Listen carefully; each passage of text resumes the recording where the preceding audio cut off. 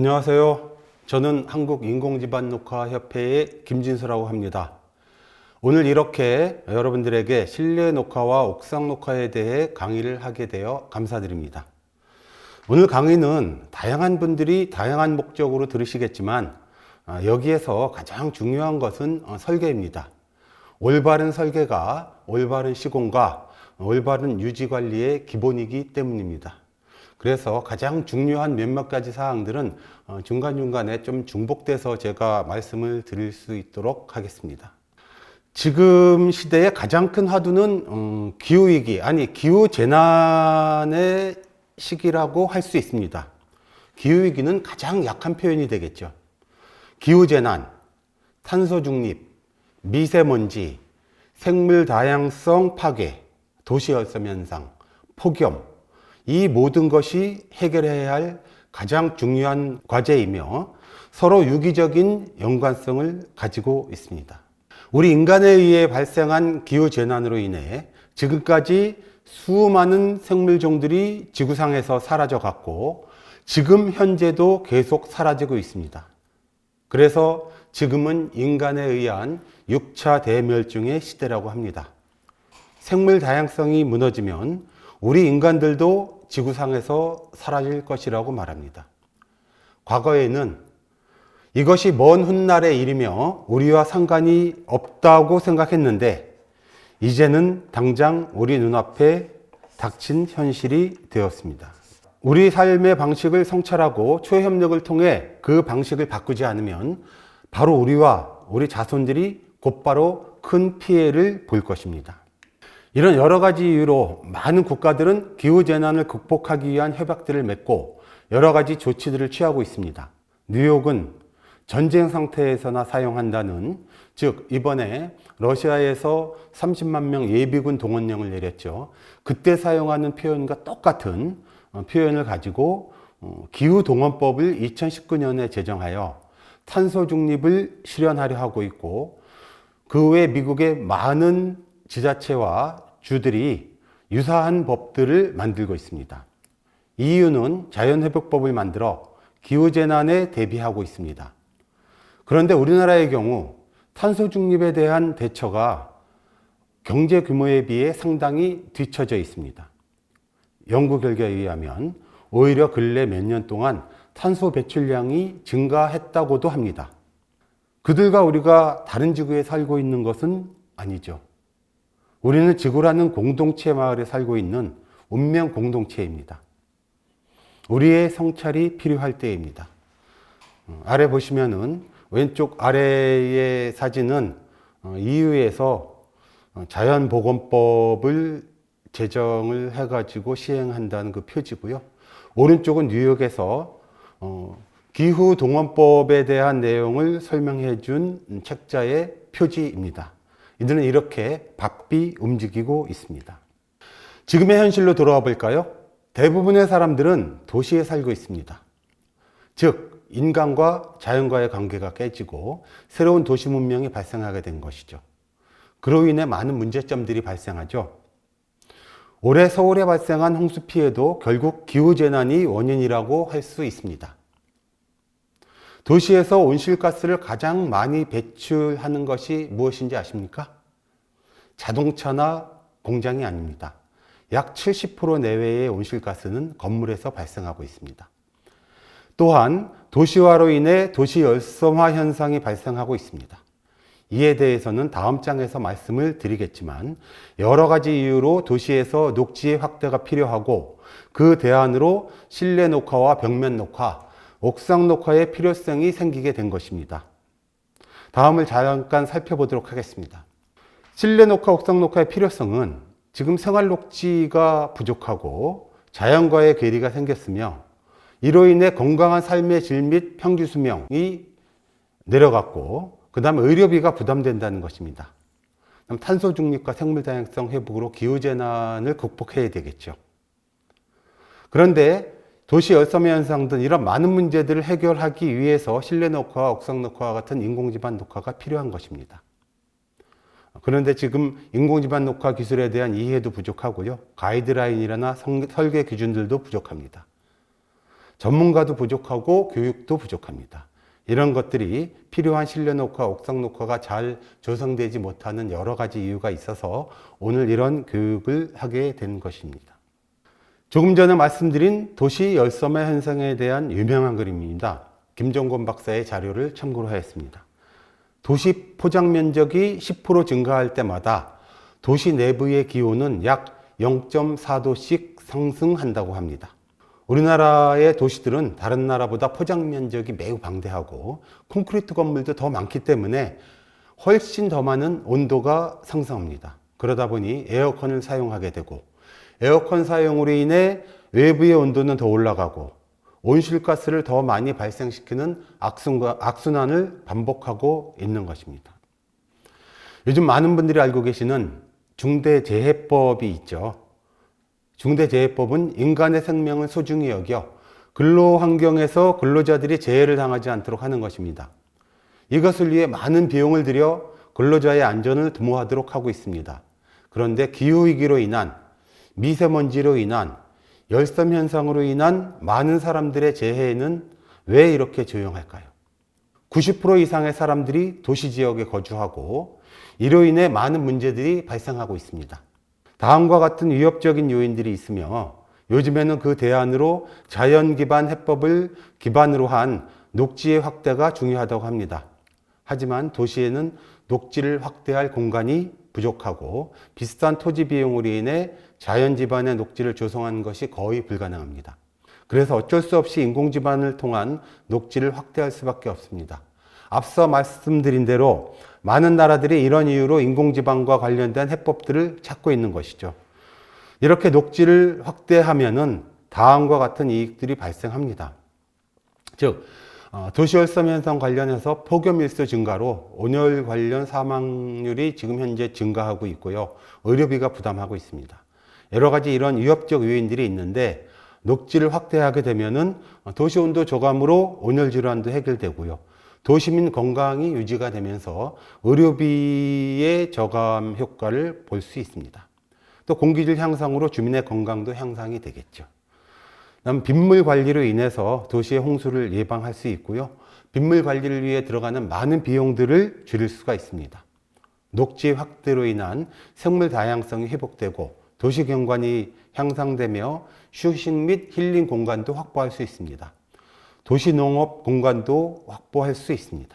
복사율을 낮춤으로 인해서 도시의 대기질을 개선하고 에너지를 절감함으로써 CO2 절감에도 기여할 수 있습니다.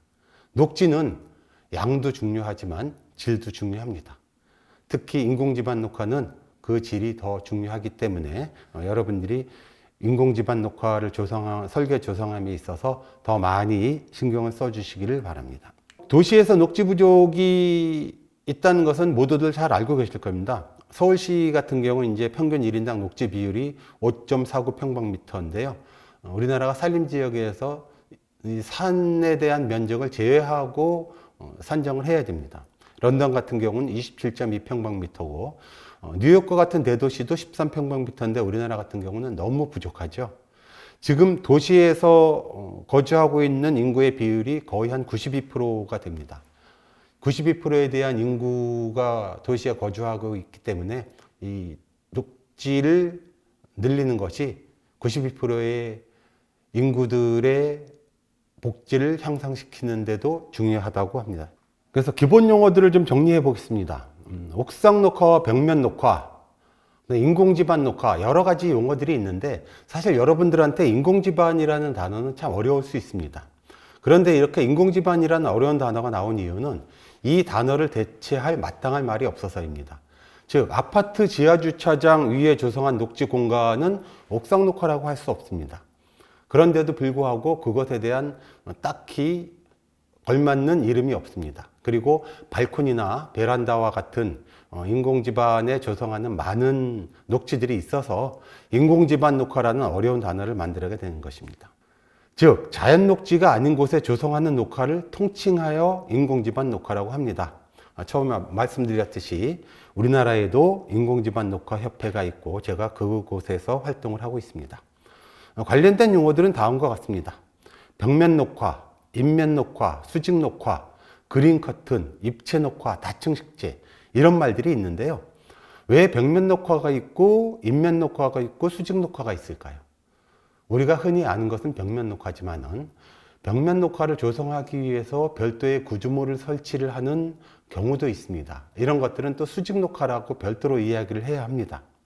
그래서 여러 가지 이런 말들이 나온 것이고요. 이런 단어들에 대해서는 나중에 또 설명을 드리도록 하겠습니다. 옥상 녹화도 경량형, 혼합형, 중량형, 저관리형, 관리형 여러 가지 분류로 나누는데 뒤에 옥상 녹화에 있어서 더 자세한 분류를 나눠드리도록 하겠습니다.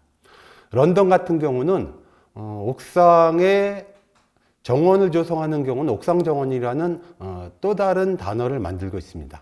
우리나라 같은 경우에 옥상에 조성하는 것들이 대부분 옥상 정원이고요. 유럽에서 조성하는 것은 옥상 녹화라고 해서 좀 비이용형을 조성하는 것들을 말합니다. 그리고 유럽에서는 생물 다양성을 위한 옥상 녹화를 좀 많이 지향하고 있고요. 좀 전에 말씀드린 생태형 옥상 녹화를 많이 하고 있습니다. 생태형 옥상 녹화는 비이용형이고 저관리형이고 경량형이라고 할 수 있습니다. 핵심적인 요소들은 지속 가능성이고 회복 탄력성이고 계속 말씀을 드리지만 물 순환을 해야 하는 자연 기반 해법 이런 것들을 통해서 기후위기를 극복하기 위함입니다. 그리고 옥상 녹화의 가이드라인은 또 뒤에서 설명해 드리겠지만은 독일에서 만든 FLL이라는 가이드라인이 가장 기초로 되어서 전 세계에 퍼져 있는 상황입니다. 일단 벽면 녹화에 대해서 조금 이해를 해야 할 필요가 있습니다. 아래쪽의 사진은 멕시코의 사진이고요. 중간의 사진은 네덜란드의 사진이고 오른쪽은 스투트가르트의 이끼벽을 조성한 사진입니다. 보시면 아시겠지만은 자동차의 소통이 많은 곳들에 설치를 했습니다. 사실 벽면 녹화의 역사는 오래되지 않았습니다. 유럽은 담쟁이 덩굴을 이용한 녹화가 있었지만 대부분 경관을 위한 목적이었죠. 현대는 도시 문제 해결을 하기 위해 벽면 녹화를 하고 있습니다. 앞으로 제가 설명하는 녹화는 실내 벽면 녹화와 실외 벽면 녹화를 구분하지 않을 예정입니다. 그 기술이 비슷하기 때문입니다. 다만 광량 및 광의 종류, 겨울철 온도에 따른 식물의 종류와 물 공급 방식의 차이가 있는데요. 이런 것보다는 가장 기본적인 기술이 중요하기 때문에 대부분의 기술들은 비슷비슷합니다. 사실 실외 녹화가 훨씬 더 어렵겠죠. 우리나라의 기후와 같이 계절의 온도차가 뚜렷하고 가뭄이 심한 곳은 더 어렵습니다. 그래서 앞으로 우리나라에서도 이런 벽면 녹화를 통해 가지고 많은 문제들을 해결할 텐데요. 맨 오른쪽의 사진을 보시면은 왜 도시에서 벽면 녹화와 옥상 녹화가 필요한지를 보여주는 하나의 가장 기본적인 도표라고 할 수 있습니다. 건물과 건물 사이에서 발생한 미세먼지가요, 건물 때문에 빠져나가지 못하는 현상이 있습니다. 이게 이제 스트리트 캐년 현상이라고 하는데요. 더군다나 가로수 같은 경우가 이것이 빠져나갔는데 더 저해를 하는 요인이 됩니다. 그리고 가라앉았던 미세먼지가 차가 지나가면서 더 활동을 하게 되고요. 그 활동한 미세먼지는 사람들이 걸어 다니는 높이에서 가장 많은 피해를 주고 있습니다. 그래서 벽면 녹화와 옥상 녹화가 이런 건물들 사이에서 훨씬 더 중요한 역할을 하게 되어서 유럽에서도 이런 녹화 기법들을 많이 발전시키고 시행하고 있습니다. 그렇지만 기술이 상당히 어렵고요. 실패한 경우도 많이 있습니다. 그리고 실내 녹화의 효과나 문제점에 대해서 또 말씀을 드리겠습니다. 벽면 녹화를 포함한 실내 녹화의 효과 및 유의점은 다음과 같습니다. 미세먼지를 제거할 수 있겠죠. 사실 외부에서 녹화를 통한 미세먼지를 제거하는 것은 너무나 이제 방대하기 때문에 좀 한계가 있고요. 실내에서는 그 효과가 훨씬 뛰어날 수 있습니다. 그리고 이제 사람들은 대부분 실내에서 활동하는 시간이 훨씬 많기 때문이죠. 그리고 실내의 습도를 조절해 줄 수 있고요. 여름철 같은 경우는 그 습도로 인해서 실내 온도까지도 조절해 줄 수 있습니다. 실내 공간의 경관도 향상시킬 수 있고 힐링 공간을 조성할 수도 있고요. 실내 농업 공간도 만들 수 있습니다. 그리고 유치원이라든지 이런 곳에서는 교육 공간도 활용할 수 있습니다. 그리고 탄소도 저감시키고 산소를 발생시키는 효과도 있습니다. 그렇지만은 많은 사람들이 키우기가 어렵다 보니까 인조식물을 이용해서 실내 녹화나 벽면 녹화를 하는 경우도 있고요. 스칸디나비아 모스와 같은 살아있지 않은 이 식물들을 이용하는 경우가 있는데, 이런 것들은 배제를 해야 되겠죠. 식물의 선정에 있어서는 대부분 관엽식물들을 선택을 할 수밖에 없습니다. 그리고 이제 화단을 조성하게 됐는데, 이 경우에는 키가 낮고 큰 다층 식재를 이용하고요, 자생식물들을 이용해서 여기에서 좀 생물 다양성을 갖다가 좀 표현을 해 주시는 것이 좋을 것이라고 생각합니다. 벽면 녹화의 경우에는 조성 높이에 따른 유지 관리 문제가 발생하는데요, 조성할 때도 많은 비용이 들지만 안전 문제도 발생할 수 있고요, 그 다음에 유지 관리에도 비용이 발생할 수 있고요, 병충해가 발생했을 때도 그것을 처리하기가 쉽지는 않습니다. 식물들이 죽었을 때 교체하는 비용도 들어갑니다. 그래서 가능한 한 너무 높은 곳에 설치를 하지 않는 것이 바람직합니다. 그래서 실내 녹화, 벽면 녹화 등은 좀 전에 말씀드렸듯이 위치 선정이 가장 중요합니다. 이것이 이제 사업의 성공성의 요인이 되고요, 추후 조성한 이후에 지속 가능성에도 중요한 영향을 미치게 됩니다. 실내 녹화, 벽면 녹화 포함해서 설계할 때 유의해야 할 점을 말씀을 드리도록 하겠습니다. 가장 핵심은 광량과 실내 온도입니다. 특히 광량에 대해서는 대상지를 너무 어두운 곳에 설치하지 않는 것이 좋습니다. 인공광으로도 어려울 수 있고요, 에너지를 너무 많이 사용하게 되는 역효과도 있을 수 있죠. 또한 환기도 쉽지 않습니다. 가능한 한 자연광의 확보가 많은 곳을 선택하시기 바랍니다. 실내 온도도 마찬가지입니다. 실내 녹화를 위해 겨울철 인위적으로 난방을 해야 하는 곳은 배제를 해야 되겠죠. 실내 녹화를 위해서 또 전기를 많이 쓴다고 하는 것은 이 사업이나 실내 녹화를 하는 취지와도 또 맞지 않을 수 있습니다. 그리고 실내 최저 온도를 유의해서 알맞는 식물을 선정을 해야 합니다. 구조, 안전, 하중 문제도 중요하게 다뤄야 할 사안입니다. 벽에도 방수에 유의하셔야 합니다. 실내 조경의 경우 특히 하중 방수에 유의해서 구조 안전 진단 결과라든가 원래 있었던 그 하중 계산을 통한 설계를 꼭 해주시기 바랍니다. 또한 유지 관리가 용이하도록 설치해야 합니다. 설계 단계에서 유지 관리가 쉽도록 설계해야 나중에 시공도 용이하고 유지 관리가 잘 되는 것이죠. 설계에 실패하면 시공도 어렵고 나중에 유지 관리도 어려워집니다. 여러 가지 장점을 위해 조성한 것이 잘못 조성해서 건강에 또 해로우면 안 되겠죠. 과습으로 인한 문제, 또한 물의 오염과 토양의 오염으로 인한 곰팡이, 이런 것들이 사람들의 건강을 해칠 수가 있습니다. 이런 문제들도 확인해서 문제가 발생하지 않도록 설계, 시공해 주시기 바랍니다. 또한 주기적인 환기를 통해 식물들이 건강하게 자라도록 해야 하고, 병충해 발생도 최소화되도록 해야 합니다. 이런 것들이 여러분들이 설계할 때 유의할 점들입니다. 그럼 수직 녹화에 대해서 아까 약간의 분류에 대해서 말씀을 드렸지만 조금 더 분류와 그 내용들에 대해서 좀 상세히 말씀을 드리도록 하겠습니다. 용어가 혼란스러우시겠지만 이런 것들이 크게 차이가 나는 것은 아니기 때문에 조금씩 혼동해서 쓰셔도 상관없습니다. 종류를 좀 살펴볼까요? 수분 공급 방식에 따라서도 달라지고 설치하는 재료에 따라서도 달라지는데요. 녹색 커튼형이라고 있습니다. 이런 것들은 줄을 이용해서 건물 외벽에 주로 설치를 하는 경우가 있고요. 담쟁이 덩굴과 같이 등반형이 있습니다. 이건 단독 등반형이고요. 잘 기어 올라가지 못하는 식물들을 위해서 보조재를 이용한 등반형의 벽면 녹화도 있습니다. 또한 위의 식재에서 아래로 식물이 늘어뜨려지는 하수형도 있고요. 그 다음에 부직포를 이용한 패브릭형의 벽면 녹화도 많이 하고 있습니다. 그리고 요즘에 많이 하고 있는 플랜터 박스, 화분을 이용해서 벽면에다가 설치하는 이런 플랜터 박스형도 있고요. 독립 설치형도 있습니다. 독립 설치형은 벽면 녹화를 위한 구조물을 따로 설치를 하거나 맨 아래 또 말씀을 드리겠지만은 가구처럼 이동이 가능한 그런 벽면 녹화를 설치하는 경우도 있습니다. 특히 실내에서는 독립가구형과 패브릭형을 많이 사용하고 있고요. 요즘에는 또 이끼 녹화형도 또 사용을 하고 있습니다. 수분 공급 방식의 차이에서도 나눠질 수는 있는데요. 이런 수분 공급 방식의 차이는 자동적으로 물을 관수하느냐, 아니면은 기계실이 필요하느냐, 이런 정도의 차이가 있습니다. 식물들의 선정은 대부분 관엽식물을 사용하고 있고 실내에서는요. 실외에서는 자생식물도 많이 사용하고 있습니다.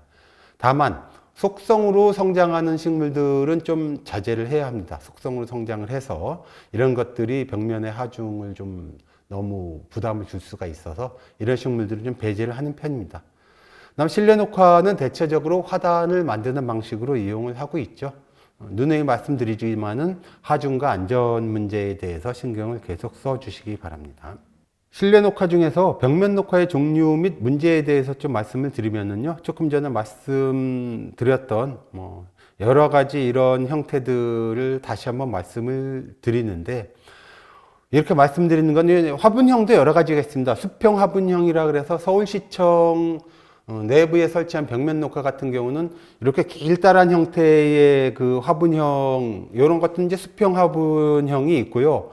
그 다음에 이제 하나하나씩 화분을 갖다 꼽는 개별 화분형, 또 어떤 것들은 기성품을 사다가 빼고 교체를 할 수 있는 기성품 교체형도 여러 가지들이 있습니다. 그래서 이렇게 조금 더 분류를 세분화를 해놓고요. 수납 화분형, 쉽게 얘기해서 화분을 넣었다 뺐다 하는 화분형들의 문제가 과거에는 위쪽과 아래쪽의 수분 공급의 차이가 나서 위와 아래와 그 자라는 형태가 틀리고 하자의 발생도 차이가 났었습니다. 그런데 요즘에는 화분, 개별 화분마다 물을 각각 공급하거나 심지를 위해서 공급을 하거나 화분이 살짝 물에 잠기는 방식을 이용해서 예전보다는 기술이 많이 좋아져서 그 화분의 물 공급은 적절히 잘 이루어지는 형태로 발전을 했다고 할 수 있습니다.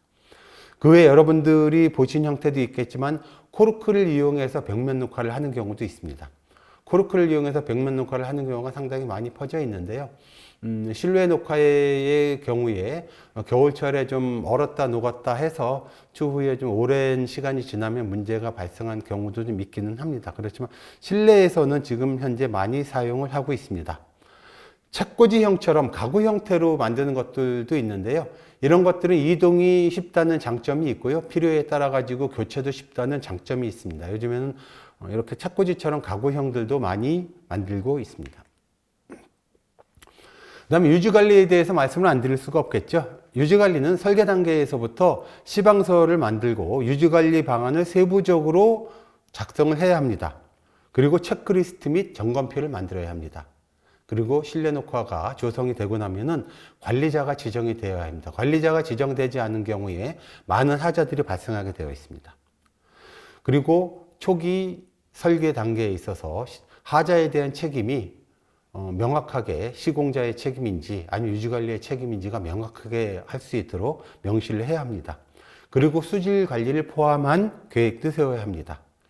그리고 IoT, 요즘 타이머는 많이 이용을 하는데요. 그거보다 조금 더 발전된 알고리즘을 이용한 관리, 이것을 위해서 IoT를 이용한 관리가 될 수 있도록 설계하는 것도 좋습니다.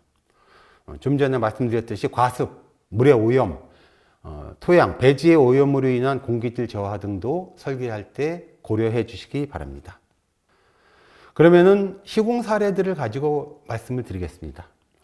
제일 유명한 그 패트릭 블랑의 사례를 갖고 시작을 하게 되겠는데요. 패트릭 블랑은 프랑스의 벽면 녹화를 설계 시공하는 사람이기도 하고요. 현대 벽면 녹화의 선구자라고 할 수 있습니다. 또한 생태운동가입니다. 제가 패트릭 블랑이 조성한 사례를 여러 곳을 다녀보았는데요. 가장 큰 특징은 부직포를 이용한 벽면 녹화의 방식입니다. 왼쪽 사진은 부산 현대미술관에 조성한 벽면 녹화 사진인데 우리나라에서 외부 벽면 녹화로 패트릭 블랑이 조성한 최초의 사례이기도 하고요. 대규모의 사례이기도 합니다. 그리고 오른쪽 아래의 사진은 프랑스의 사진인데요. 왼쪽이 조성 전의 사진이고 오른쪽이 조성 후의 사진입니다. 그 비교가 아주 정확하게 나오죠. 위의 사진은 보시면 아시겠지만은 부직포를 이용해서 조성했다는 것을 아실 수 있습니다. 조금 더 패트릭 블랑의 사례를 보겠습니다. 도쿄에 조성한 실내 조경의 사례인데요. 오른쪽은 이제 패트릭 블랑이 설계한 도면입니다. 이렇게 작은 조각조각 하나하나에 각각의 식물들이 다 있습니다. 얼마나 세밀하고 다양한 식물들을 사용하는지 아실 수가 있겠죠. 부산 현대미술관의 경우도 227종의 자생식물을 사용해서 조성했다고 합니다. 위에 맨 오른쪽 사진도 부산 현대미술관 사진입니다. 5월 달에 조성을 했기 때문에 그의 가뭄이 좀 심했고 일찍 더위가 찾아와서 하자가 발생을 하긴 했지만은 이것을 저는 실패라고 생각하지 않습니다. 227종의 식물들 중에서 잘 생존한 식물들 위주로 다시 식재해서 관리를 하면은 그것이 또 성공적인 요인이 될 것이라고 생각합니다. 위의 사진을 보시면 여러분들도 잘 아시는 유명한 배우입니다. 이 유명한 배우도 지구의 환경을 위해서 부직포를 이용한 벽면 녹화가 좋다는 것을 설명을 하고 있습니다. 참 재미있는 설명입니다. 좀 전에 말씀드렸듯이 요즘에는 이끼형 벽면 녹화를 하고 있습니다. 독일에서 이끼형 벽면 녹화가 시작이 되었는데요. 이끼는 다른 식물들과는 다른 습성이 있습니다. 식물들이 미세먼지를 제거하는 방식은 식물에 있는 왁스층의 미세먼지가 달라붙는 방식인데 이끼는 호흡을 통해서 미세먼지를 양분화해서 자란다는 것입니다. 특히 인체에 해로운 초미세먼지, 즉 유해가스들을 이용해서 생장한다는 것이 특징입니다. 이런 이유로 이끼를 이용한 벽면 녹화 제품들이 생겨나게 되었고요. 이끼 녹화의 선구자인 그 독일의 그린시티 솔루션에 따르면 이끼 1평방미터는 화렵수 15그루와 같은 미세먼지 제거 효과가 있다고 합니다. 왼쪽은 이끼를 이용한 실내 벽면 녹화, 가구형의 벽면 녹화를 만든 제품의 사진입니다. 그리고 이 제품은 도로변에 설치해서 도로변에 발생한 미세먼지를 제거하는 이끼를 이용한 제품인데요. 도로에서 발생하는 미세먼지가 인도로 오는 것을 차단을 하고요. 그래서 보행인의 건강을 지켜줄 수 있도록 개발한 이런 제품들이라고 할 수 있습니다. 왼쪽 위의 사진은 우리나라에 시공된 사례입니다. 우리나라에서도 벽면 녹화에 대한 기술들에 대한 연구가 많이 이루어지고 있고요. 요즘에 많은 시공 사례들이 있습니다. 아래 왼쪽은 일본의 사례고요. 아래 중앙에 있는 사진은 핀란드에 있는 제품을 가지고 국내에 도입한 실내 벽면 녹화, 가구형의 벽면 녹화 사례입니다. 오른쪽 사진은 독일에 있는 특별한 기술 사례인데요. 대부분 이제 제가 다 직접 다녀온 곳이고 기술에 대해서 연구를 한 곳입니다. 그런데도 불구하고 역시 벽면 녹화는 어려운 기술이라는 것을 알 수가 있었습니다. 추가적으로 조금 더 보시면요. 왼쪽 위가 서울시청에 조성한 벽면 녹화 사진이고요. 왼쪽 아래가 등반형의 벽면 녹화 사례 사진입니다. 그리고 그 옆으로는요. IoT를 이용한 실내 가구형 벽면 녹화 사진이고요.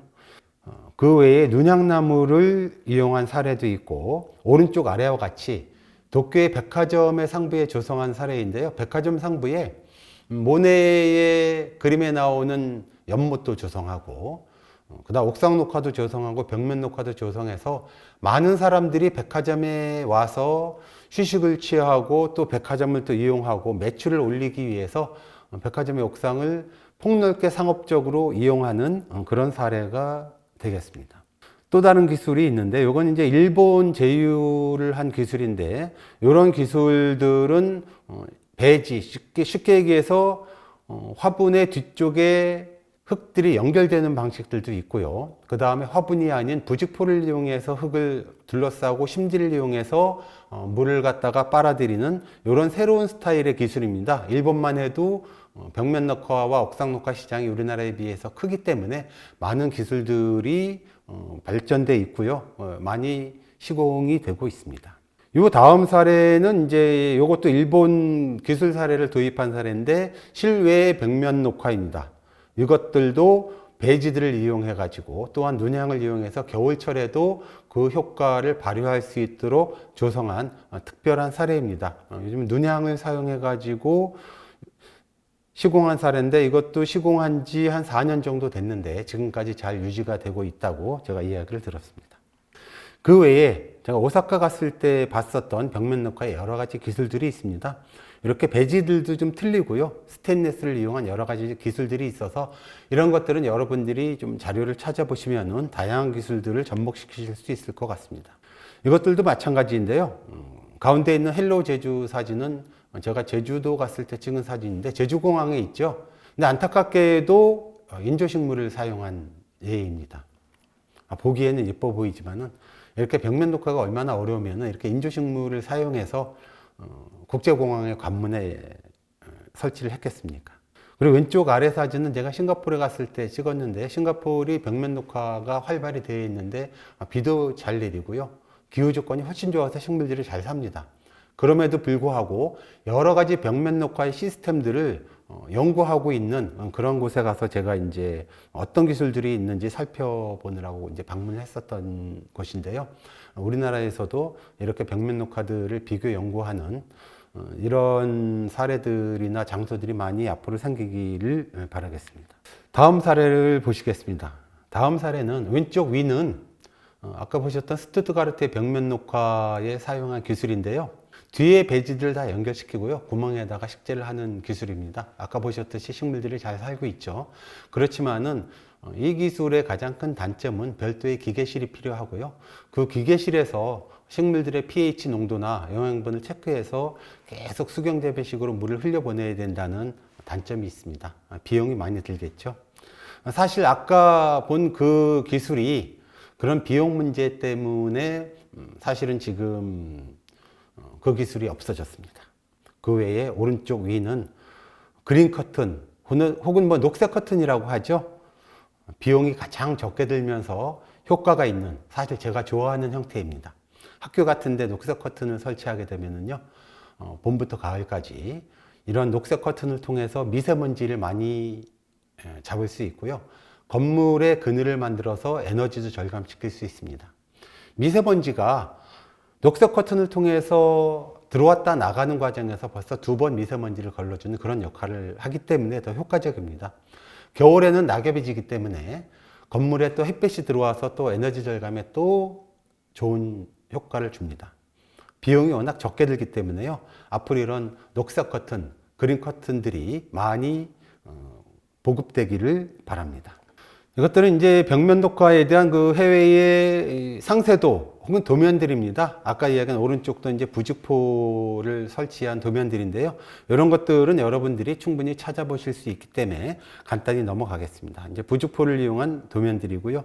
물 공급을 어떻게 하는지, 어떻게 화분을 거치하는지에 대한 도면들인데요. 각각 제품마다 조금씩의 차이점은 있지만은 대동소이합니다. 그리고 지금까지 벽면 녹화를 주로 말씀을 드렸는데 실내에 화단을 조성하는 실내 녹화에 대해서도 잠깐 말씀을 드리겠습니다.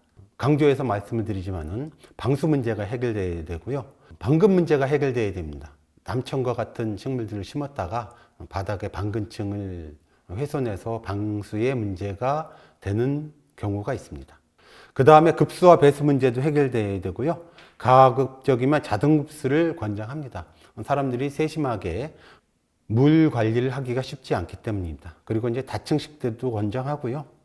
토양하고 멀칭을 통해 가지고 습도가 많이 빨리 날아가지 않도록 하는 것들도 중요합니다. 겨울철 최저 온도에 대한 식물 선정에도 유의를 해 주시기 바라고요. 주기적인 환기를 통해서 건강한 식물이 자랄 수 있고 병충해가 적게 발생할 수 있도록 설계에다가 유의를 해 주시기 바랍니다. 지금까지 실내 녹화와 벽면 녹화에 대해서 설명을 드렸고요. 이제부터는 옥상 녹화에 대해서 설명을 드리도록 하겠습니다. 도시기후 탄력성, 폭우, 폭염, 한파, 미세먼지, 열섬 이런 이야기를 드렸지만 이런 것들이 지금 우리 시대의 문제이기 때문에 옥상 녹화가 도시에서 더 중요해진 이유입니다. 도시화로 인한 필연적인 옥상 녹화는 선택의 산물이 되겠죠. 녹지가 부족하고 1급 발암물질이라는 미세먼지가 너무 많이 발생합니다. 그래서 옥상 녹화를 하게 되었고요. 옥상 녹화에 여러 가지 종류들이 있고요. 옥상 녹화를 하는 이유들이 아래에 설명이 되어 있습니다. 뒤에 하나하나씩 그 분류하고 제가 더 설명을 해 드리도록 하겠습니다.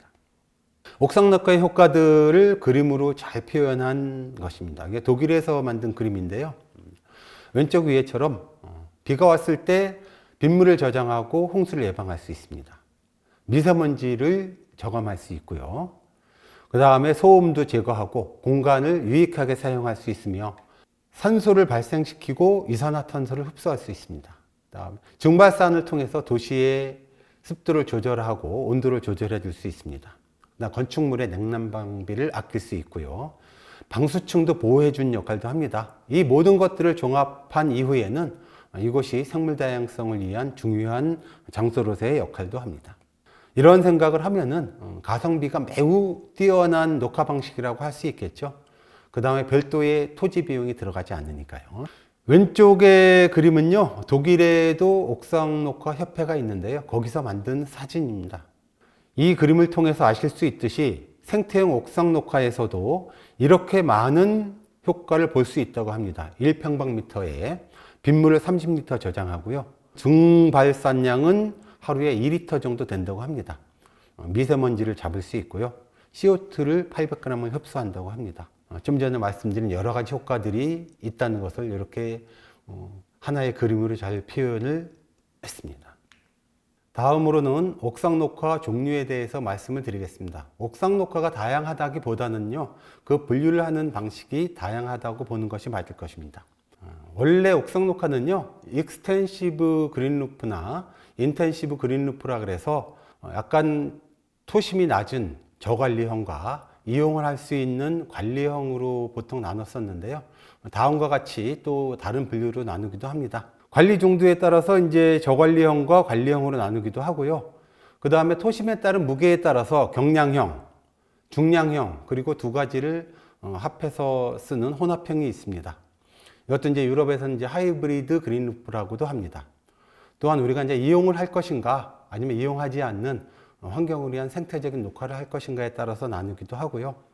정원형을 만들 것인가, 지상의 정원을 옥상에다 꾸미는 것처럼 연못도 하고, 혹은 아이들을 위한 놀이터를 만들 것인가는 특수한 형태의 옥상 녹화 방식들도 있습니다. 그리고 옥상 전체를 다 시공하는 전면 시공형이 있고요. 그동안 예전 건물 옥상에서 보아왔던 일부만 화단을 설치한 일부 화단 설치형이 있습니다. 그리고 전면 시공형은 대부분 전면 포설형을 하고 있습니다. 중간에 화단 설치를 안 하고요, 전체를 동선이나 토양을 이용해서 옥상 녹화를 하는 게 이제 전면 포설형이고요. 중간중간에 플랜터 박스를 설치를 하고 포설형하고 같이 하는 두 가지의 방식도 있습니다. 그리고 이제 대부분 평면형에 많이 조성을 하지만 일부 경사형 지붕에 설치해야 하는 경우도 있습니다. 기타 기술로는 물을 저장을 할 수 있는 그런 플랜터 박스, 좀 모듈형이라고 하는데요, 이런 녹화를 하는 방식도 있는데 뒤에 가서 하나씩 설명을 드리도록 하겠습니다. 옥상 녹화를 설계할 때 가장 기본적인 사항들에 대해서 우선 말씀을 드리겠습니다. 당연한 이야기지만은요, 기후 위기를 대비한 설계를 해야 합니다. 그리고 미세먼지를 저감하고 쾌적한 공간을 위한 설계를 해야 되겠죠. 생물 다양성을 위한 설계도 놓치면 안 될 부분입니다. 그리고 사람을 위한 설계, 식물을 위한 설계, 시공하고 나서 식물들이 곧 죽으면 안 되겠죠. 또 안전에 대비한 설계도 가장 필수적인 요소고요. 시공자를 배려한 설계도 필요하고, 지속 가능성을 위한, 유지 관리를 위한 설계도 필요합니다. 다음 옥상 녹화의 설계에 대해서 상세히 좀 알아보도록 하겠습니다. 옥상 녹화 설계에서 가장 중요한 것은 하중입니다. 건축물의 옥상이 견딜 수 있는 하중 내에서 설계, 시공, 이용을 해야 하겠죠. 그래서 구조안전진단 결과나 건축물 시공할 당시에 구조도면을 참고로 해서 설계 및 시공을 해야 합니다. 데드 하중을 가지고 주로 설계, 시공해야 합니다. 활하중은 사람들이 이용하는 하중인데요, 활하중은 경우에 따라 가지고 옥상 녹화를 한 이후에 이용객을 제한해야 될 필요성도 가끔은 있습니다. 그리고 재료마다의 비중을 계산해서 시공을 해야 하고요. 기존 건물에 옥상 녹화할 경우에 훨씬 신경 쓸 곳이 많습니다. 이런 것들에 대해서는 조성하는 각 층에 대해서 설명을 할 때마다 조금씩 설명을 추가로 드리겠습니다. 중요한 것은 안전이겠죠. 그래서 난간의 높이에 의해서 추락을 한다든지 이런 경우가 생기면 안 되기 때문에 기존 건물에 녹화를 하는 경우에 옥상 녹화를 하고 나면 안전 높이가 확보가 되지 않는 경우가 있습니다. 이럴 때는 난간의 높이를 높여야 할 것입니다. 그리고 재료들이 넘어가거나 아래로 떨어지거나, 혹은 태풍에 의해서 날아가거나, 혹은 담뱃불에 의해서 화재가 발생하는 경우도 있는데, 이런 것들에 유의해서 설계해야 합니다. 그러면은 시공을 할 때, 혹은 설계를 할 때 각 단계별로 층이 있는데요. 콘크리트층 위에 시공되는 각 층에 따라서 설명을 드리도록 하겠습니다. 처음에는 방수 방근층이 있고요. 우리나라는 잘 시공하지 않지만은 유럽의 기준에는 방수 방근을 보호하는 매트층이 있습니다. 그 다음이 배수판 혹은 물저장 배수판층이 있고요. 그 위에 필터층이 있습니다. 필터층 위에 토양층이 있고, 토양층에다가 식재를 하게 됩니다. 식재는 뭐 식물 매트형도 있고요. 특히 모듈형도 있는데요. 여러 가지 다양한 방식들이 있습니다. 그 위에 토양이 바람에 날아가지 않거나 식물들의 생장을 위해서 멀칭을 하는 층이 있습니다. 여기까지가 식물들에 대한 그 옥상 녹화 층들이고요. 그 외에 이제 지피식물이라 그래서 바닥을 쭉 깔리게 해서 토양에 드러나지 않게 하고 옥상 녹화의 효과를 넓히는 그런 식물들을 식재하기도 합니다. 또 잔디를 식재하기도 하죠. 요즘에는 옥상 녹화도 좀 예쁘게 조성하기 위해서 가드닝 기법을 이용해서 다양한 초화류들을 사용해서 조성하기도 합니다. 미세먼지 저감 기법이라고 해서요. 한 1m 이상에 되는 대감목들을 갖다가 한 1m 간격으로 층층이 배치해서 미세먼지가 중간에 가둬가지고 저감시킬 수 있는 이런 방식들도 사용하기도 합니다. 그 외에 화단의 조성 기법하고 뭐 배수를 시키는 여러 가지 방법들이 있을 거고요. 많은 경우에 옥상 녹화를 조성하고 나서 옥상을 출입하는 출입구 쪽으로 혹은 출입구를 통해서 건물로 빗물이 유입되는 경우가 있는데 이런 것들에 대해서 유의해서 설계를 해야 합니다. 그리고 옥탑의 경우 신경을 잘 안 쓰는데 옥탑도 녹화를 해서 에너지를 절감시키고 옥탑의 빗물을 옥상 녹화에 이용하는 방법도 고려를 하는 것이 좋습니다. 그 다음 또 유의해야 될 점이요. 포장의 재질 및 유의해야 될 점들이 있습니다. 즉, 포장이 생각보다는 무겁고요. 그 다음에 데크를 할 것인가 아니면 우리가 흔히 사용하는 포장 재질을 사용할 것인가인데요. 포장을 사용할 때 데크를 많이 옥상에 사용하는 경우는 하중 부담도 적고요. 그 다음에 데크 하부가 배수로의 역할을 할 수 있기 때문에 여러 가지 장점들이 있습니다. 근데 포장을 할 때 하부의 배수도 신경을 써줘야 합니다. 포장 때문에 하수의 배수가 막혀가지고 옥상에 빗물이 차는 경우도 있습니다. 퍼글러 등 시설물을 설치할 때 너무 무겁지 않게 바람에 날아가지 않게 설치를 해야 합니다. 재료의 할증인데요. 특히 인공토 재료의 할증이 필요한데 뒤에 인공토에 대해서 다시 말씀을 드리겠습니다. 시공자를 위한 도면이 필요하다 그랬죠. 그래서 토심 계획도나 오배수 계획도, 방수 계획도, 방근 계획도, 배수판 계획도, 단면도, 상세도 등이 필요합니다. 이래야지만이 시공자들이 혼동하지 않고 시공을 할 수 있겠죠. 시공 용이성이나 이용 접근성이나 생태 교육형으로도 설계하기도 합니다. 옥상 녹화에 다양한 기술이 있기 때문에 이러한 기술들을 이용해서 설계를 해 주시기 바라고요. 식물의 종류도 좀 다양하게 써 주시기 바랍니다. 그리고 생물 다양성도 고려를 해서 나무더미나 아니면은 새집, 그다음에 이런 것들도 좀 충분히 모래톱들도 이용해서 생물 다양성을 고려하면은 옥상도 충분히 생물 다양성을 위한 충분한 공간이 될 수가 있습니다. 그리고 지속 가능성과 유지 관리 이런 것들 필요하겠죠. 아까 실내 녹화와 마찬가지로 체크리스트들도 만들어서 유지 관리가 잘 되도록 해야 할 것입니다. 옥상 녹화 설계 기준은요. 초기에 말씀을 드렸듯이 독일의 FL이라는 기준이 기초가 돼서 많은 나라와 도시들이 이 기준을 기반으로 해서 각자에 맞게 변경해서 사용하고 있습니다. 그 외에 토론토도 많은 기준들이 있고요. 스위스 베른 같은 경우는 옥상 녹화의 생물 다양성을 구현하기 위한 조례도 또 만들었습니다. 이런 것들은 찾아보시면은 추가적인 자료들을 많이 찾으실 수 있을 것입니다. 옥상 녹화 설계에서 아까 방수층 이야기했는데 방수층이 가장 중요합니다. 잘 아시겠지만 방수층은요 보통 세 가지로 나뉩니다. 방수는 도막 방수가 있고 시트 방수가 있습니다. 그리고 방수를 하는 방식에 있어서는 옥상 위에 바로 방수를 하는 경우도 있고 옥상 위에 방수층을 설치하고 그것을 보호하기 위한 누름 방수층을 설치하는 경우도 있습니다. 이 세 가지 경우가 있는데요. 왼쪽 사진에 보는 것이 도막 방수고요. 시트 방수가 이제 중간에 있는 것인데, 이런 시트 방수의 설치 방식이 오른쪽의 사진들인데, 이 모든 방수들은 설치하는 섬세함에 의해서 그 방수의 효과가 혹은 뭐 하자가 발생하고 안 하고의 차이가 있으니, 방수는 시공 과정에서도 좀 중요하고 세심하게 시공해야 될 필요성이 있습니다. 이런 방수층 위에 방근층이 필요한데요. 방근층은 가장 중요한 것은 방근층을 설치하는 것도 중요하지만 옥상에 식물의 뿌리의 성장이 너무 강한 대나무류를 식재하지 않는 것이 가장 중요합니다. 즉 대나무, 조리대, 난쟁이 조리대, 남천 같은 것을 가급적이면 식재하지 않아야지 그 방근에 대한 걱정을 하지 않을 수 있습니다. 그래서 생태 녹화형으로 토심 한 10cm 정도로 조성하고 아래에 누른 콘크리트가 있는 경우에도 방근 필름이 필요할까요? 여기에 대해서는 많은 논의들이 있지만은 저는 단호히 필요 없다고 생각합니다. 그런 것까지 방근층을 설치하게 되면은 비용만 많이 들게 되겠죠. 방근층에 대해서는 지금 다양한 논의들이 있는데 방근층에 대한 세부적인 기준들이 앞으로 세워질 것으로 기대됩니다. 또한 방근층과 방수층을 보호하기 위한 보호 매트층이 이제 유럽의 기준에 있는데요. 우리도 앞으로 이런 보호 매트층을 많이 사용을 하게 되길 바랍니다.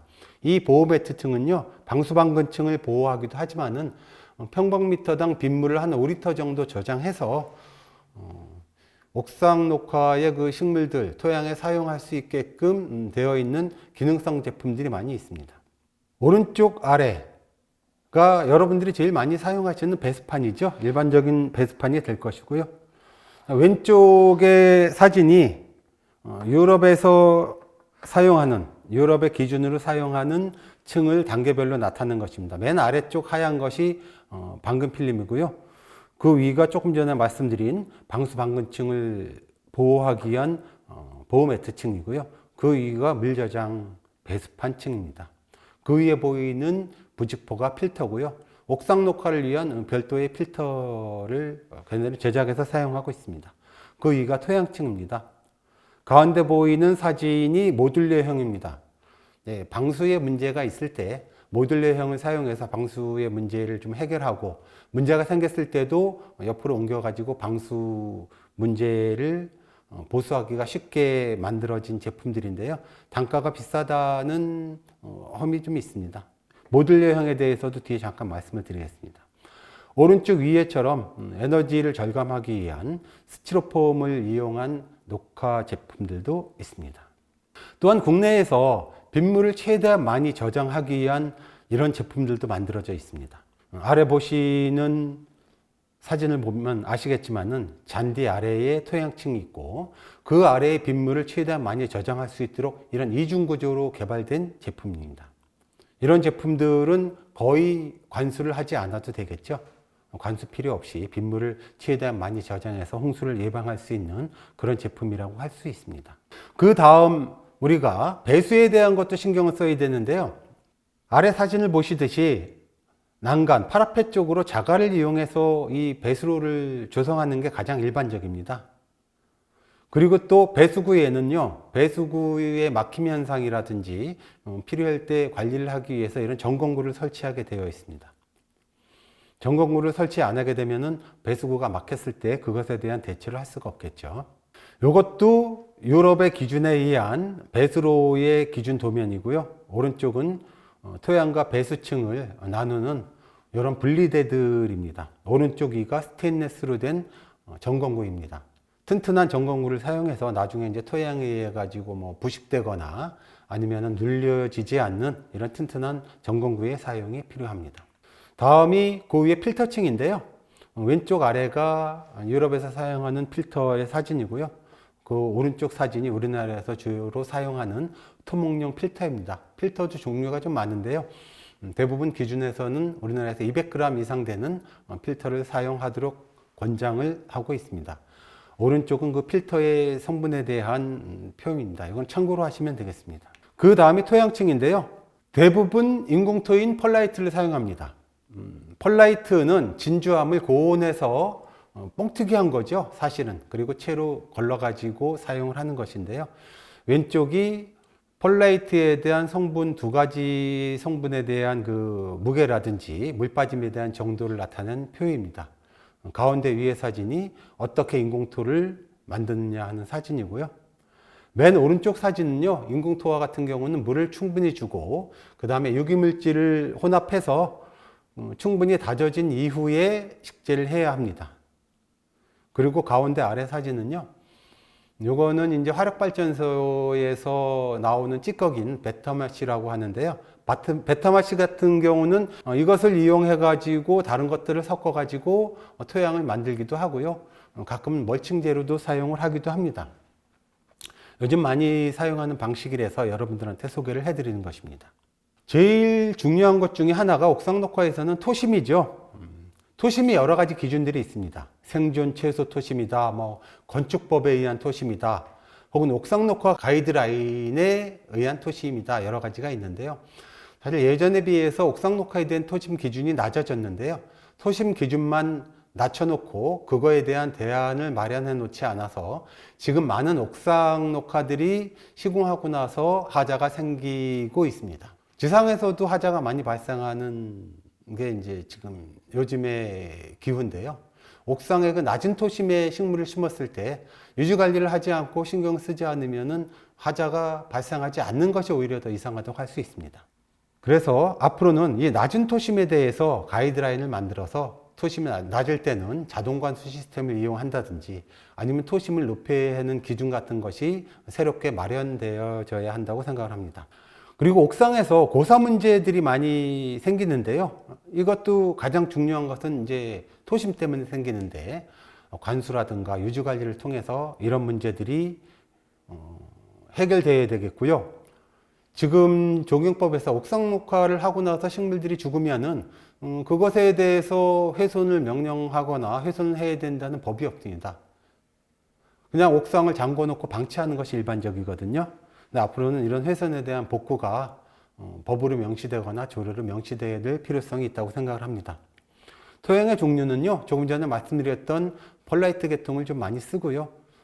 그 외에 조경토를 쓰면서 섞어서 사용하는 방법도 많이 있습니다. 토양의 하중은 아까 말씀드린 펄라이트는 450kg에서 한 600kg 정도 됩니다. 보습 상태에서. 일반 토양 같은 경우 1800kg 정도 되니까 이것을 섞는 정도에 따라서 하중 계산을 해서 토심에 알맞게, 하중 구조에 알맞게 사용을 하시면 됩니다. 인공토의 경우 영양분이 없기 때문에 유기물질을 함유하셔야 되는 거고요. 토양의 물빠짐도 중요합니다. 그래서 물빠짐이 잘 안 되는 토양을 사용하시면은 옥상에 자꾸 이 물빠짐이 안 돼서 물이 넘친다든가 아니면 배수의 문제가 생기는 경우가 있습니다. 그래서 인공토에 대해서 자꾸 말씀을 드리는데요. 인공토의 장단점을 말씀을 드리면은 가볍고 바람에 날리는 장단점이 있겠죠. 그래서 흰색의 토양으로 경관을 저하시키기 때문에 또 멀칭이 또 필요하고요. 영양분이 없으니까 유기물질을 함께 섞어서 포설을 해야 합니다.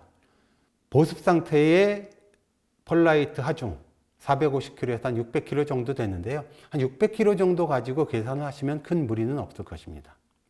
그리고 멀칭이 필수적으로 시공에서 놓치지 말고 수량을 잡아가지고 멀칭을 할 수 있도록 해줘야 합니다. 멀칭의 장점은요, 수분 증발도 억제하고요, 인공토가 날리는 것도 방지하고요, 잡초 발생도 억제하며 또 경관도 향상시킬 수 있습니다. 단점은 화산석을 사용할 경우에 좀 비싸다는 단점이 있겠죠. 그래서 요즘에 아까 말씀드린 바터메쉬를 멀칭제를 사용하기도 합니다. 이런 것이 이제 옥상의 멀칭제를 사용한 화산석의 종류들입니다. 색상과 크기가 다양하니까 여기에 맞춰서 사용을 하시면 될 것입니다. 옥상 녹화 설계할 때 그 식재층에 어떤 것들을 심을 것인가인데요. 다양한 것들을 심으시면 됩니다. 건조에 강하고 뿌리가 깊지 않은 것들을 심으면 되는데 여기 토심에 따라서 여러 가지 그동안의 연구 결과에서 나온 식재에 대한 종류들이 있는데요. 이것들을 참고로 하시면 됩니다. 사실 현실하고 약간 어긋난 것들도 있습니다. 마가목 같은 경우는 잘 심지 않는데요. 기후비 변화 때문에 이제 하자가 많이 발생을 하니까요. 그 다음에 10cm 이상에서 억새를 심는다고 했는데 억새 같은 경우에 10cm에서는 잘 못 자랍니다. 조금 더 높은 토심이 필요하기도 하는데 여러분들이 이 자료를 참고로 해서 이것보다 더 다양한 식물들을 심어주시면 될 것입니다. 식물을 식재하기도 하지만 아까 말씀드렸듯이 매트형 식재층들이 있습니다.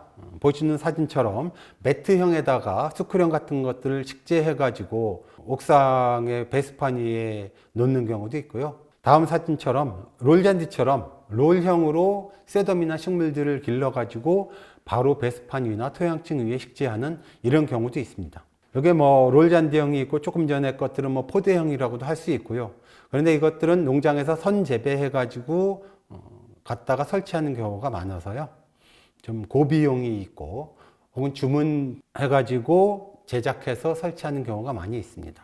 장점은 조성과 함께 경관이 바로 조성이 되겠죠.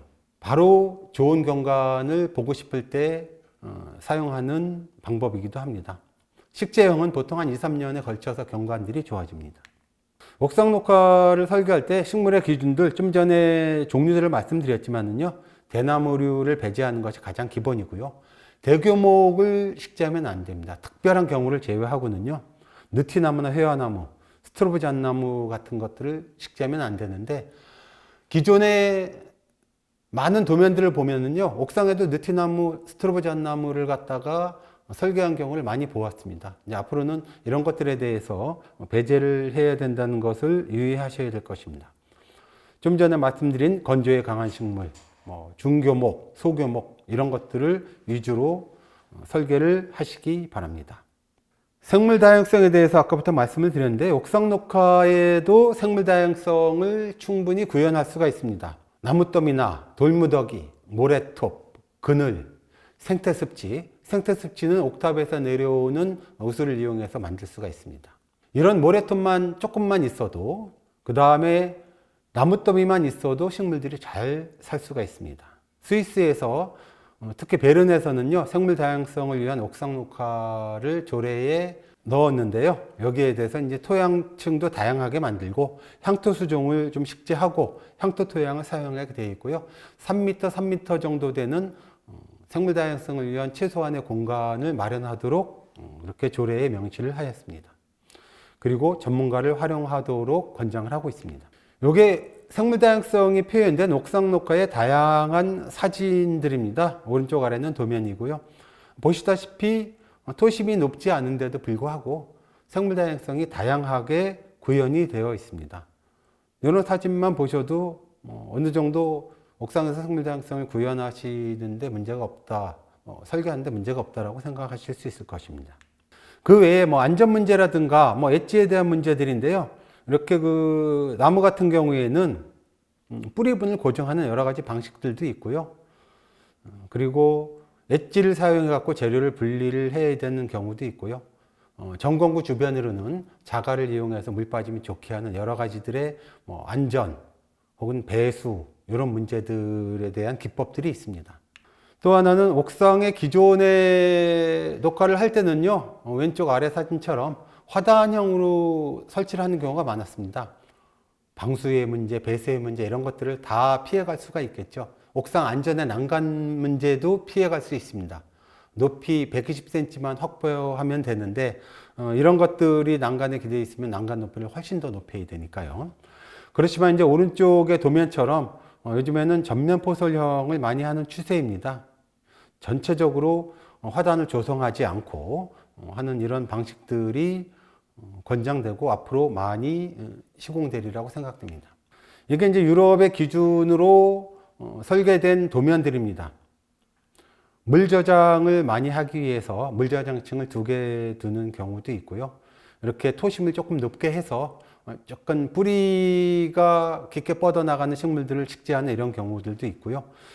이런 것들이 물 저장이 보통 80리터에서 114리터까지 저장이 되는, 그리고 무게도 많이 나가지 않는 한 150kg에서 한 220kg 정도 나가는 옥상 녹화의 도면들입니다. 이 경우는 그것보다 약간 그 하중 구조가 덜 나가는 형태이기는 하는데요. 이런 경우가 한 100kg 내외에 나가는 경량형 옥상 녹화의 설계인데요. 요즘에는 하도 가뭄이 심해지다 보니까 이런 구조에도 도면에 보시듯이 아주 가물 때는 물을 공급할 수 있는 배수시설을 까는 것이 이제 요즘의 새로운 추세라고 볼 수 있습니다. 옥상 녹화와 태양광이 한때는 대치한 적이 있습니다. 옥상에 태양광을 할 것인가, 옥상 녹화를 할 것인가 라는 논란도 많았었고요. 근데 사실은 옥상에 태양광과 옥상 녹화를 같이 설치하는 것이 가장 바람직합니다. 태양광의 패널은요, 주변 온도가 낮을수록 에너지를 전기로 호환하는 능력이 뛰어나게 되고요. 패널의 수명이 늘어납니다. 그리고 옥상 녹화를 하게 되면 건물 에너지의 절감 효과가 뛰어나기 때문에 같이 하면은 좋죠. 그런데 왜 지금까지 같이 못했느냐? 태양광 시설의 하부에 그늘이 생기고 빗물이 들어가지 않으니까 식물이 잘 못 살기 때문에 같이 설치를 하지 않은 것입니다. 그렇지만 보시는 사진처럼 유럽에서는 옥상 녹화와 태양광을 같이 설치하는 것이 일반적입니다. 이런 것을 해결하기 위해서는요, 토양 건조 현상을 해결해 주면 됩니다. 물저장 배수판을 쓰면은요, 그 옆에 떨어진 빗물들이 태양광 하부에 있는 토양까지 빗물이 들어가게 되어 있고요. 광량 부족은 간접광으로도 충분히 살 수 있는 식물들이 많이 있습니다. 유지 관리를 좀 해주면은 괜찮고요. 태양광 시설이 우리나라 같은 경우는 또 너무 큰 판넬로 설치하는 경우가 있는데, 이런 경우는 또 특수한 경우라서 전문가의 의견을 참고로 해서 다시 설계를 해야 되겠죠. 기존 태양광이 있는 경우에도 하부에 다음과 같이 옥상 녹화가 설치가 가능합니다. 그리고 이 그늘을 생물 다양성을 증진시키는 데도 이용을 할 수가 있고요. 옥상 녹화뿐만 아니라 녹화를 하지 않는다고 하더라도 태양광 하부에 빗물을 저장하는 그런 공간들을 또 만들 수도 있습니다. 이 사진은요, 유럽의 그 태양광과 옥상 녹화를 콤비네이션 했을 때의 이 도면들입니다. 이런 것들은 참고로 하시면 되겠습니다. 이 사진이 우리나라의 태양광 하부에 녹화를 한 부실한 사례입니다. 제가 직접 가서 보고 찍은 사진인데요. 어차피 태양광 하부에 식물이 못 살 것 같으니까 저렇게 맹문동 몇 개 심어 놓고 잔디 띄엄띄엄 놓고 준공 검사를 받은 이런 사례입니다. 태양광 하부 조경에 대해서는요, 국토부에서 기준을 마련했습니다. 올해 2월부터 조경 기준을 변경해서 태양광과 옥상 녹화를 같이 했을 때도 그 조경 면적을 인정해주고 장려하는 제도를 만들었고요. 여기에 대한 가이드라인을 만들었으니 필요하신 분들은 여기에 대한 가이드라인을 참고로 하시면 되겠습니다. 옥상 녹화의 재료의 비중인데요. 이 재료의 비중을 계산해서 옥상 녹화 하중을 계산해야 되거든요. 여러분 대부분 다 아시는 비중입니다. 다만 이런 비중을 가지고 계산을 해서 설계를 잘 하지 않으셔서 그런 거죠. 앞으로는 옥상 녹화의 그 대드 하중, 옥상 녹화를 설치할 수 있는 하중을 지금 이 비중을 가지고 계산해서 옥상 녹화를 설계해 주시기를 바라겠습니다. 다음 옥상 녹화에도 안전이 중요하겠죠. 수목을 고정해서 전도되지 않도록 하는 거. 파라솔과 같이 날아가는 것들은 좀 묶어주거나 설치를 배제하는 것. 정자와 같이 지붕이 바람의 영향을 받는 구조물들은요, 앵커를 박아서 옥상에 설치를 하게 되어 있는데 대부분 그 앵커를 박은 옥상의 구조가 들썩이기도 하고 화자가 생기기도 합니다. 그래서 정자와 같이 지붕이 있는 구조물들은 최대한 배제하는 것이 좋습니다. 난간 높이는 120cm 법적 난간 높이를 준수해 주시고요. 난간 쪽으로 의자들을 배치하지 않아야 합니다. 금연구역도 설치해 주고요. 퍼걸러 주변에는 소화기를 배치해야 합니다. 또한 이용자의 보행 내에 습기가 많아서 미끄러지지 않도록 동선 재질의 선정에도 유의를 해야 합니다. 아까 말씀드린 배수 불량으로 문제가 발생하지 않아야 하고요. 건물 쪽으로 빗물이 유입하지 않도록 신경을 써야 합니다. 그래서 출입구 쪽에 대부분 데크를 설치하는 경우도 많고요. 바로 앞에 트렌치를 설치해서 건물 쪽으로, 문 쪽으로 이제 빗물이 들어가지 않도록 하는 기법들도 쓰이고 있습니다. 이용객의 안전에 문제가 되는 가시가 강한 식물들은 배제해야 되겠죠. 그래서 이제 이것들이 꼭 필요하다면은 사람들이 이용하지 않는 저 구석진 곳에 식물의 이 식재 위치를 가지고 조정하는 것도 필요합니다. 그 이외에 옥상에 도시농업을 하는 경우도 있고요. 여기에 도시 양봉을 하는 경우도 있습니다. 그럼 경사형 옥상 녹화에 대해서는 경사가 워낙 달라서 이것은 전문가와의 상의를 통해 가지고 설계나 시공해 주시기를 원하고요. 도면이 세밀해야 되고요. 아래의 내용들도 계속 지금까지 말씀드린 내용인데 강조하기 위해서 더 한 번 더 말씀을 드린 것 뿐입니다. 그래서 옥상 녹화를 성공하기 위한 3대 요소가 있습니다. 위에 앤디라는 사람이 한 말인데요. 아무도 방문하지 않고 몇 달 후에 왜 죽었는지만 궁금해한다. 유지관리 계획이 없는 옥상 녹화는 의미가 없다. 그래서 세심한 설계와 유지관리가 필요하다고 말하는 것입니다. 그래서 설계, 시공, 유지관리 요 3대 요소는 하나도 빠질 수가 없는 것입니다. 성공적이고 기능적인 옥상 녹화를 위해서 이 세 가지에 유의해 주시기 바랍니다. 또한 지속 가능성을 고려한 설계, 이게 좀 전에 이야기한 유지관리성이 또 되겠죠. 그다음 온난화 및 낮은 토심에 대비한 식재 선정도 필요하고요. 급수 문제, 옥상에 분명히 급수 시설이 있어야 됩니다. 그렇지 않으면은 아래층에서 물을 끌어다가 관수를 하는 경우가 별로 없습니다. 그래서 급수 시설에 대한 고려도 좀 해야 되고요. 기타 옥탑에 빗물을 이용한다든지 몇 번 말씀을 드렸지만은 유지관리에 대한 체크리스트를 만든다든지 지침을 만든다든지 이런 것들을 강조하기 위해서 더 한번 말씀을 드리는데요. 유지관리에 대해서 조금 더 말씀을 드려보겠습니다. 외국의 유지관리 기준들이 있는데요. 대부분 옥상 녹화는 초기는 매주 혹은 2주에 한 번씩 오게 돼 있고요. 첫 해에는 10 내지 12회의 방문을 권장합니다. 초기 2년이 중요하고요. 2년 이내에는 한 80 내지 90%의 피복률을 달성하도록 권장하고 있습니다. 그 다음에 조성 후 1년 이내에 병충해 관리에 신경을 쓰도록 하고 있고요. 조성 직후에는 당연하겠지만 식물이 뿌리를 내리기 위해서 관수를 매우 중요시 정기적으로 해야 합니다. 생태형 옥상 녹화의 경우에는 초기에는 연간 한 3, 4회 정도 정기 방문을 하면 되고요. 나중에는 한 2회 내지 3회 정도 잡초 제거를 권장합니다.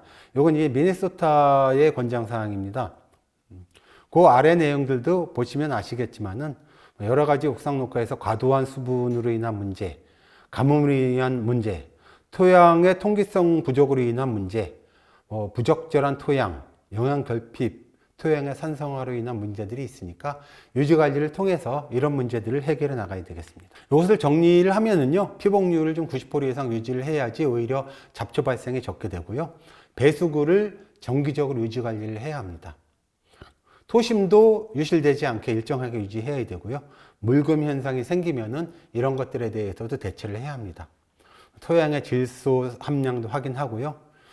필요에 따라서 영양분도 공급을 해줘야 합니다. 이런 것들이 이제 외국에서 유지관리할 때 중요시 여기는 것들을 제가 정리를 해본 것입니다. 옥상 녹화 유지관리 부실에 대한 이유를 좀 따져보니까요. 설계할 때 혹은 시공할 때 잘못해서 부실합니다. 유지관리 계획이 아예 없습니다. 어떻게 유지관리를 해야 되는지 기준도 없고요. 관리하는 사람도 그것에 대해서 모릅니다. 그 다음 옥상 녹화에 대한 관리에 대한 체계적 관리도 미흡하고요. 관수에 대한 관리도 잘 하고 있지 않습니다.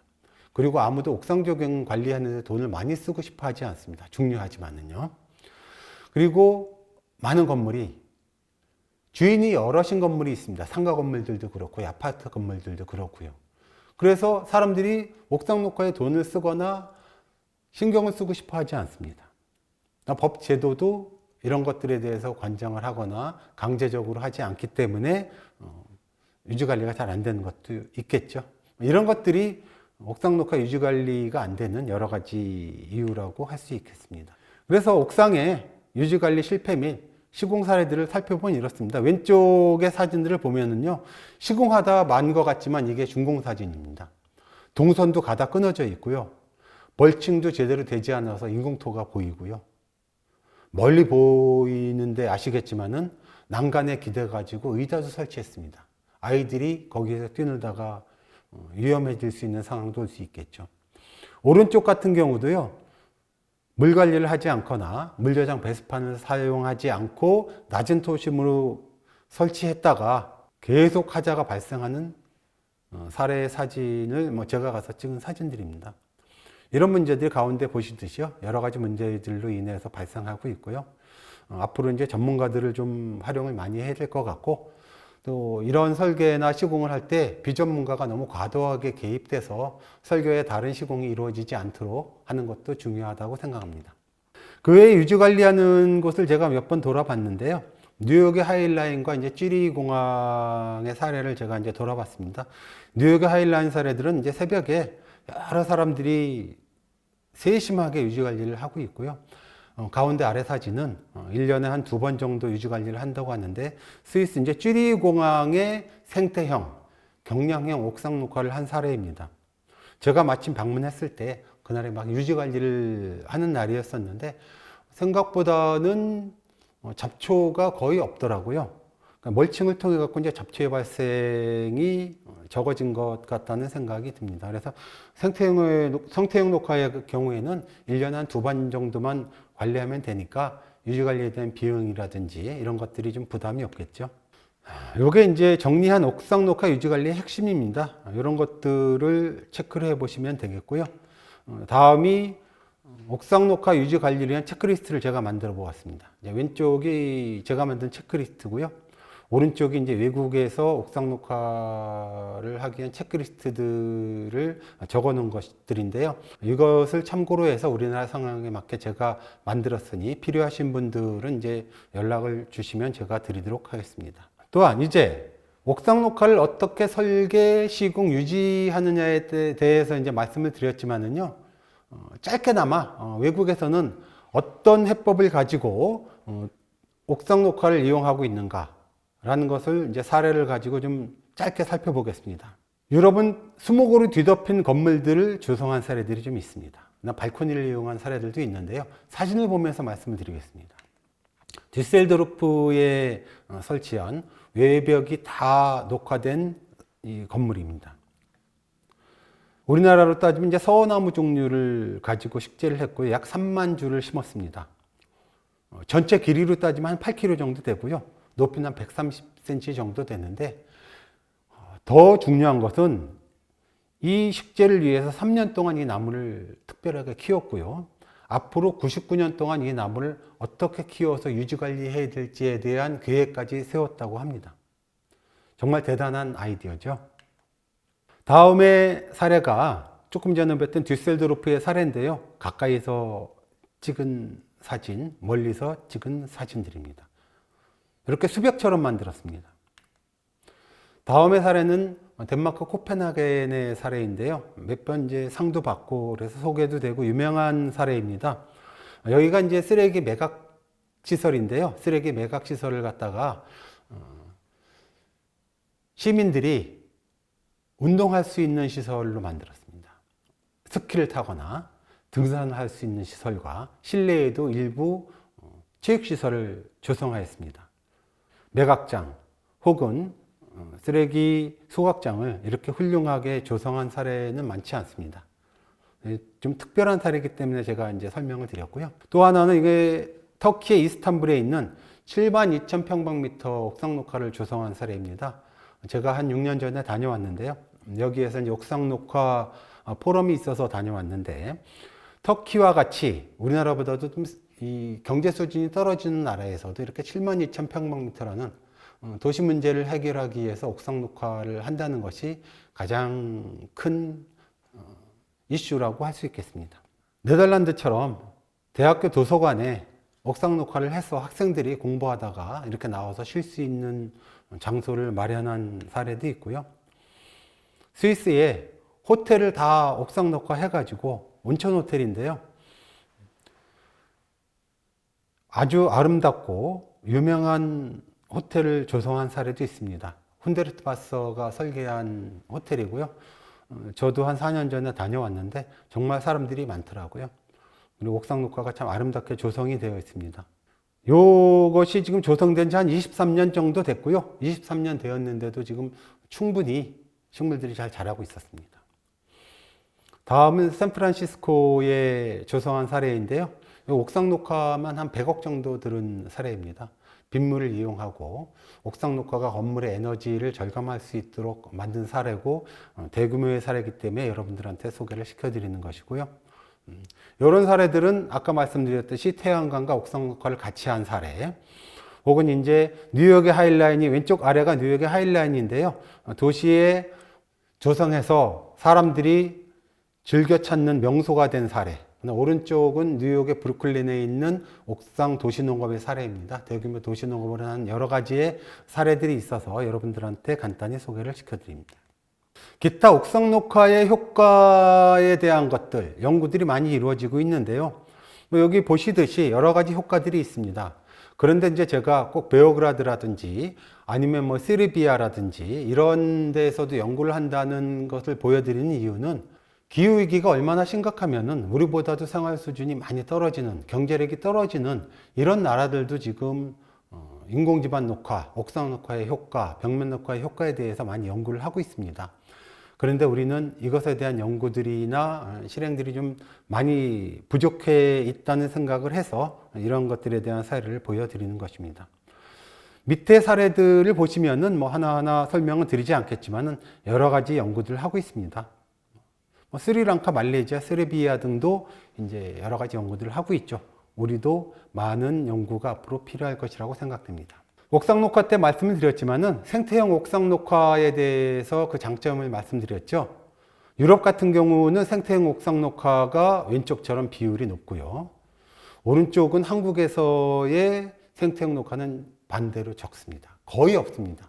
생태형 옥상 녹화가 적은 비용으로 도시 문제를 해결하고 기후위기를 해결할 수 있는 충분한 대안이 될 수 있기 때문에 앞으로 우리가 생태형 옥상 녹화를 많이 시공해야 하는 것이 우리의 중요한 과제라고 할 수 있습니다. 이게 독일 옥상 녹화 정책하고 생태형 옥상 녹화의 비율인데요. 2019년 옥상 녹화 현황이고요. 오른쪽은 그 전의 현황입니다. 얘네들은 예전부터 지금까지 옥상 녹화의 생태형 옥상 녹화의 비율이 잘 변화하지 않는 이유가 얘는 이제 이용형이 아니라 생태형, 도시기후형, 기후위기 대비형이기 때문에 그렇습니다. 그래서 기후위기 시대에 옥상 녹화의 새로운 역할들은 지금까지 쭉 말씀을 드린 것들인데요.